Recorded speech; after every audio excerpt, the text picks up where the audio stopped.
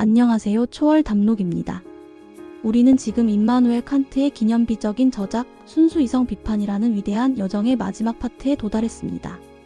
지난 시간에는 선험적 방법론의 세 번째 장인 순수 이성의 건축술을 통해 칸트가 바라보는 지식 체계에 대해서 탐구했습니다. 이제 순수 이성 비판의 대단원을 장식할 마지막 장, 순수 이성의 역사에 대해 이야기할 차례입니다. 순수 이성의 역사라는 제목의 마지막 장은 칸트의 순수 이성 비판 전체 시스템의 남은 하나의 구분을 나타내며 미래의 이 분야에서 작업할 학자들을 위한 개괄적인 지표를 제공하는 역할을 합니다. 칸트는 여기에서 순전히 선험적 관점, 즉 순수 이성의 본성의 관점에서 이전 시대의 이성 철학 분야에서 활동했던 사상가들의 업적을 비평적으로 개괄합니다. 이는 단순한 철학사 강의가 아니라 자신의 비판 철학이 철학사 속에서 어떤 위치를 차지하며 어떤 의미를 가지는지를 보여주는 칸트 자신의 해석입니다. 칸트는 철학 역사의 개괄적 특징에 주목합니다.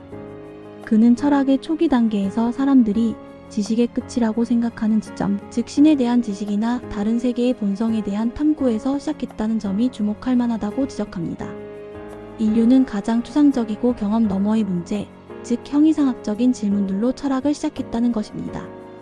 이러한 추상적인 탐구는 형이상학이라는 이름으로 알려진 학문의 근간이 되었습니다. 사람들은 보편적인 원리, 존재의 본질, 영혼의 불멸성, 신의 존재와 같은 문제에 대해 끊임없이 사유해왔습니다. 칸트는 이성의 역사를 방법론, 대상, 그리고 지식의 근원에 따라 구분하며 특히 독단론, 회의론, 그리고 자신의 비판론이라는 세 가지 주요 조류를 언급하고 있습니다. 이는 철학이 발전해온 세 가지 주요한 방향성을 의미합니다. 칸트는 순수 이성 영역에서 사용되어 온 방법론을 크게 두 가지로 나눕니다. 첫 번째는 자연주의적 방법입니다. 이는 평범한 이성, 즉 과학적인 지식 없이도 형이상학적 문제들을 다룰 수 있다고 보는 접근법입니다.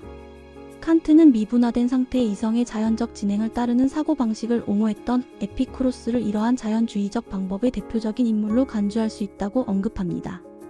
에피쿠로스는 감각적 경험을 중시하며 복잡한 형이상학적 사변보다는 실제 삶의 행복을 추구하는 철학을 펼쳤습니다.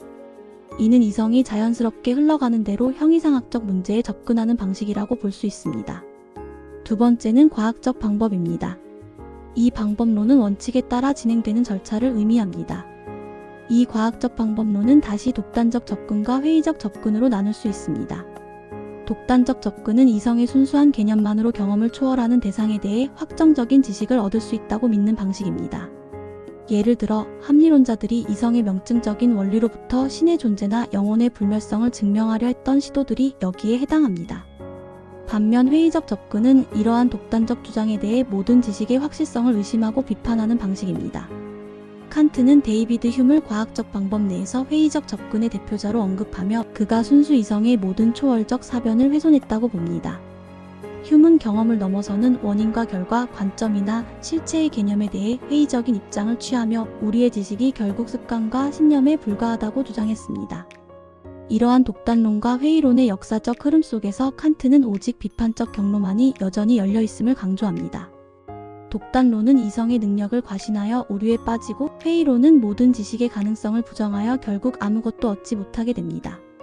칸트의 비판 철학은 이 두 극단 사이에서 이성의 한계를 명확히 설정하고 그 한계 안에서 이성이 무엇을 할 수 있고 무엇을 할 수 없는지를 보여주는 새로운 길을 제시합니다. 칸트가 제시하는 비판 철학의 최종 목표는 무엇일까요? 첫째, 인간 이성이 오랫동안 추구해왔던 것, 즉 형이상학적 문제에 대해 완전한 만족을 확보하는 것입니다. 인류는 수천 년 동안 존재, 신, 영혼, 자유와 같은 형이상학적 질문에 대한 답을 찾아 헤매었지만 독단론과 회의론의 반복 속에서 진정한 만족을 얻지 못했습니다. 칸트는 자신의 비판 철학이 이러한 오랜 갈증을 해소할 수 있다고 믿었습니다. 둘째, 이러한 형이상학적 질문들은 순수 이성 자체의 본성에서 비롯된 질문들이기 때문에 그 유효성이나 무효성에 대해 결정되어야 합니다. 이 질문들은 인간 이성이 본질적으로 던질 수밖에 없는 질문들이므로 단순히 무시하거나 외면할 수 없습니다. 칸트는 이성의 비판을 통해 이 질문들에 대한 올바른 접근 방식과 가능한 답의 범위를 명확히 규정해야 한다고 보았습니다.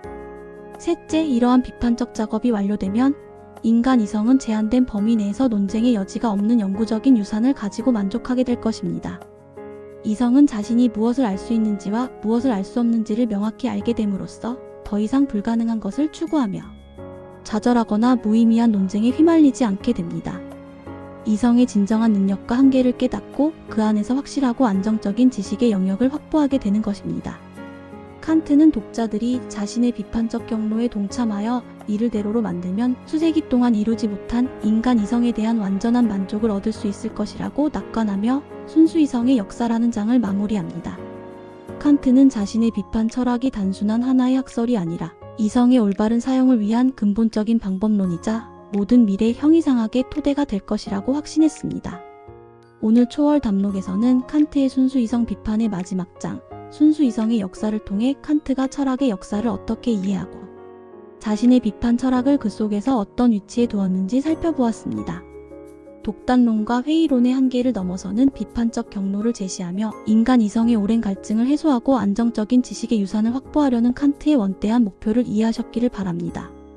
이로써 우리는 칸트의 순수 이성 비판이라는 방대한 여정을 모두 마쳤습니다.